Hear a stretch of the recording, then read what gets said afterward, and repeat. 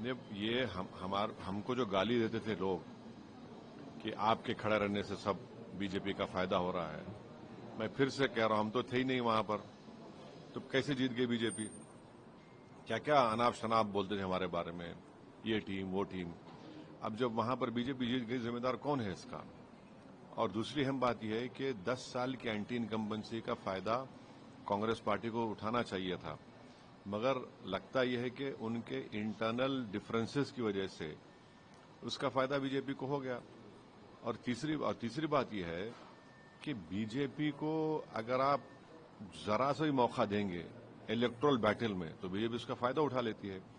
और आखिरी बात यह है कि 2024 के चुनाव के बाद भी, और पार्लियामेंट में मैंने कहा था कि जो लोग इसको कह रहे हैं कि ये बड़ी नफरत पे कामयाबी हो गई, मैं उस वक्त भी कहा था कि वो बात नहीं है। तो बीजेपी की ये कामयाबी को अब जो हो रही है अभी, इसके जिम्मेदार कौन है? तो ये है असल। कांग्रेस पार्टी पे निशाना नहीं, निशाना नहीं है भाई। मेन अपोजिशन तो आप ही है वहां पर। मेन अपोजिशन तो ओवैसी थोड़ी है, मेन अपोजिशन आप ही है।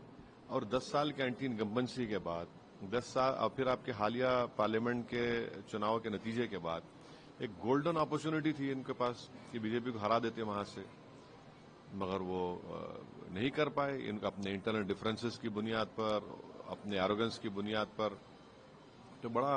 इसको आप बीजेपी की जीत नहीं बल्कि कांग्रेस की नाकामयाबी बता रहे हैं। मेरा मानना यह है कि देखिए, मध्य प्रदेश में भी जीतना चाहिए था, छत्तीसगढ़ में भी जीतना चाहिए था, यहां पर भी जीतना चाहिए था। तो ये तीसरा ऐसा प्रदेश है जहां पर बीजेपी को हारना चाहिए था।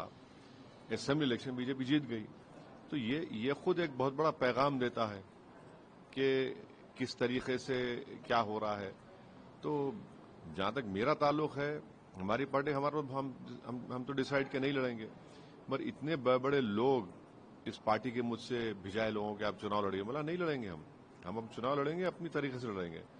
तो ये तो ठीक नहीं हुआ, बिल्कुल ठीक नहीं हुआ। और 10 साल की एंटी इनकम्बेंसी और इनएफिशिएंसी इतनी ज्यादा थी वहां पर, तब भी फायदा नहीं उठा सकी कांग्रेस पार्टी से। कल प्रधानमंत्री और भारतीय जनता पार्टी के अध्यक्ष जेपी नड्डा ने भी कहा कि कांग्रेस ने वहां जातिवाद किया, ये किया, बहुत सारी बातें बोली। क्या आप उससे इत्तेफाक रखते हैं?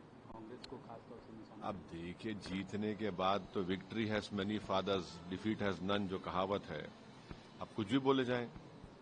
अब जाहिर है, तो अब ये ईवीएम को ब्लेम करना तो बड़ा आसान है ना, तो वही ईवीएम से आप जीत जाते हैं और फिर अगर आप हार जाते हैं तो ये गलत बात है। अब बोलते हैं, मगर ये मेरा ओपिनियन ये है कि ये स्टेट बीजेपी को हारना चाहिए था। बहुत से फैक्टर्स थे जो उनके खिलाफ जा रहे थे। तो अगर आप यहां पर भी अगर नहीं हरा पाएंगे बीजेपी को, तो ये बड़ी तकलीफ दे बात है। जो 5